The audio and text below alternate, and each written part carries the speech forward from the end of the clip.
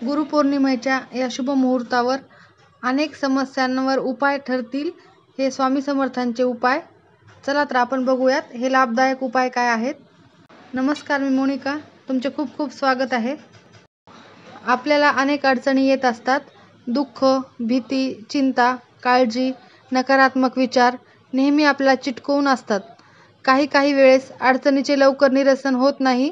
अशा वेळेस सकारात्मक व्हावे, नामस्मरणाची शक्ती अनुभवावी. श्री स्वामी समर्थ या मंत्राचा जप करावा आणि सेवा केल्याने लाभ मिळतो. प्रत्येक सेवेकऱ्याला आपला एक अनुभव आलेला असतो. तर आपल्या अनेक अडचणी लवकर दूर व्हाव्या याकरिता काही उपाय पाहूयात. तर श्रीसूक्ताचे पठण करावे. दररोज घरात श्रीसूक्ताचे पठण केले असता त्या घरात धनधान्याची कमतरता भासत नाही.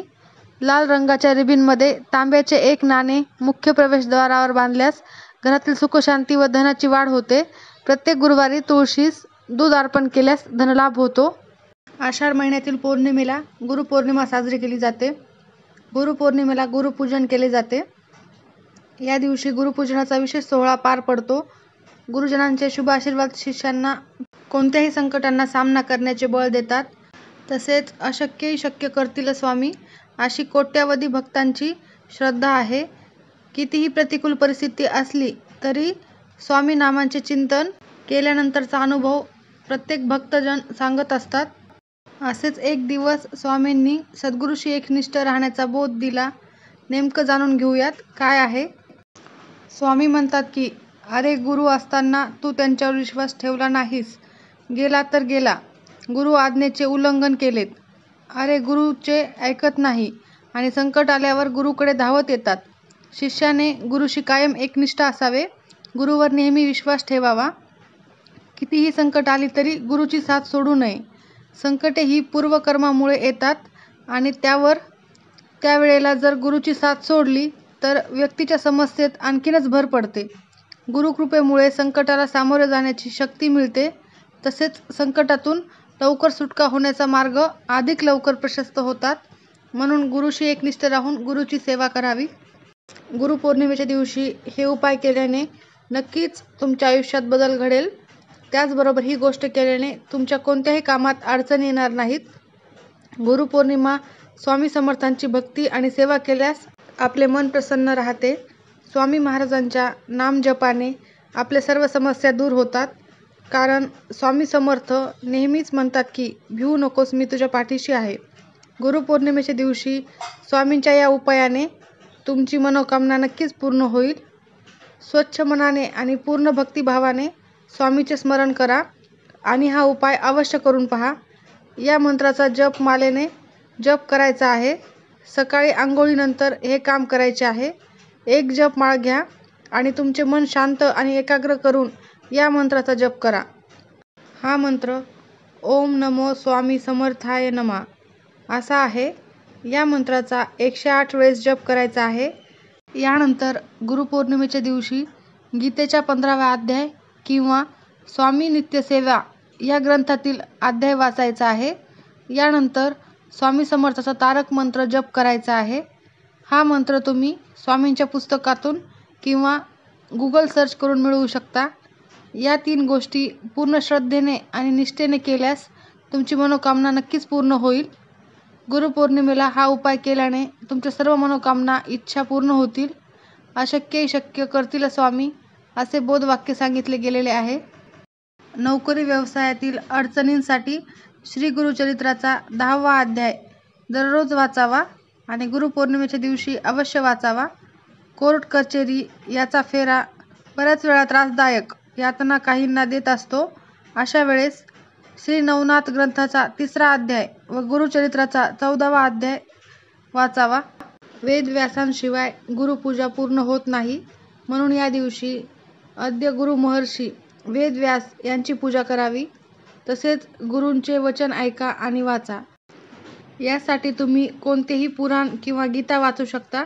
गुरुपौर्णिमेला पुराण किंवा गीता पठण केल्यास इतर दिवसांपेक्षा जास्त फायदा होतो. गुरुपौर्णिमेला भगवान सत्यनारायणाची पूजा करणे आणि पौर्णिमा तिथीला कथा करणे खूप फायदेशीर मानले जाते. या पौर्णिमेच्या दिवशी भगवान सत्यनारायणाची पूजा केल्याने भगवान विष्णू आणि देवी लक्ष्मीचा आशीर्वाद प्राप्त होतो. गुरुपौर्णिमेला ही एक गोष्ट महत्त्वाची अवश्य करावी. गुरुपौर्णिमेच्या दिवशी सकाळी पाण्यात हळद मिसळून मुख्य गेटवर टाकावे. घराची साफसफाई करण्यासोबतच या दिवशी तुमच्या तोंडून कोणालाही अपशब्द बोलू नयेत यासाठी प्रयत्न करावा. त्यानंतर घरामध्ये तुपाचा दिवा लावून भगवान विष्णूंची पूजा करावी. विष्णू सहस्त्रनामाचा पाठ करावा. असे केल्याने धनलक्ष्मी आणि ऐश्वर्य प्राप्ती होते. गुरुपौर्णिमेच्या दिवशी आपल्या गुरूंना घरी आमंत्रित करा. शुभमुहूर्तावर त्यांची पूजा करा, अन्नदान करा आणि भेटवस्तू देऊन त्यांचे आशीर्वाद घ्यावे.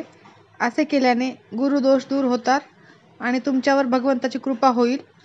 भगवंताच्या आधी गुरुला प्रथम स्थान दिलेले आहे, त्यामुळे गुरुपौर्णिमेच्या दिवशी हे काम अवश्य करावे. त्यानंतर गुरुपौर्णिमेच्या दिवशी भगवान विष्णूंची पूजा करावी. भगवान श्रीहरींना पिवळी फुले, फळे, अक्षदा, चंदन, पंचामृत, तुळशीचे पाने, बेसनाचे लाडूचा नैवेद्य अर्पण करावा. विष्णू सहस्त्रनाम किंवा विष्णू चालीसा पठण करावे. मग आरती करावी. त्यानंतर जीवनात प्रगती आणि सुख समृद्धीसाठी श्रीहरींची प्रार्थना करावी. त्याचबरोबर गुरूंना म्हणजेच स्वामी समर्थांना देखील पिवळे फुले, फळे, अक्षदा, चंदन अर्पण करून बेसनाच्या लाडूचा नैवेद्य दाखवावा. गुरुपौर्णिमेच्या दिवशी तुमचे देव गुरुचे रूप म्हणून पिवळे कपडे, हरभरा डाळ, गूळ, तूप, हळद, केशर, सोने, पितळाची भांडी आपल्या इत्यादी ऐपतीनुसार गरीब ब्राह्मणाला दान करू शकता. असे केल्याने गुरुदोष दूर होतो. गुरुदोषापासून मुक्ती मिळवण्याचा सर्वात सोपा मार्ग म्हणजे देवगुरु ग्रहाची पूजा करणे. गुरुपौर्णिमेच्या दिवशी भगवान विष्णूंचे गुरुग्रहाची पूजा करा आणि गुरु चालीसा पठण करा. तुमच्या जीवनात प्रगती होईल. देवगुरूचा आशीर्वाद मिळण्यासाठी आणि गुरुदोष दूर करण्यासाठी आपल्या पूजास्थानी गुरुयंत्राची स्थापना करावी. त्यानंतर त्यांची नित्य पूजा करावी. गुरुदोष दूर होण्यासाठी एक मार्ग म्हणजे गुरुच्या मंत्राचा जप करणे. गुरुग्रहासाठी ओम बृहस्पतीये नमः या मंत्राचा जप करावा. हा प्रभावी उपाय आहे आणि गुरुपौर्णिमेच्या दिवशी केल्यास उत्तम ठरेल. गुरुपौर्णिमेच्या दिवशी करावयाचा शेवटचा आणि महत्त्वाचा उपाय. यामुळे आयुष्यातील सर्व समस्या दूर होऊन आर्थिक प्रगती होईल. त्याचबरोबर घरात सुख, शांती, समाधान लाभेल. पाहूयात तो कोणता उपाय आहे. चिमूटभर हळद घ्यावी व एका ग्लासमध्ये पाणी घेऊन ते पाणी तुम्ही उंबरठ्यावर शिंपडावे. हा हळदीचा प्रभावी उपाय गुरुपौर्णिमेच्या दिवशी केल्यास नक्कीच फलदायी असेल. गुरुपौर्णिमेच्या हार्दिक शुभेच्छा.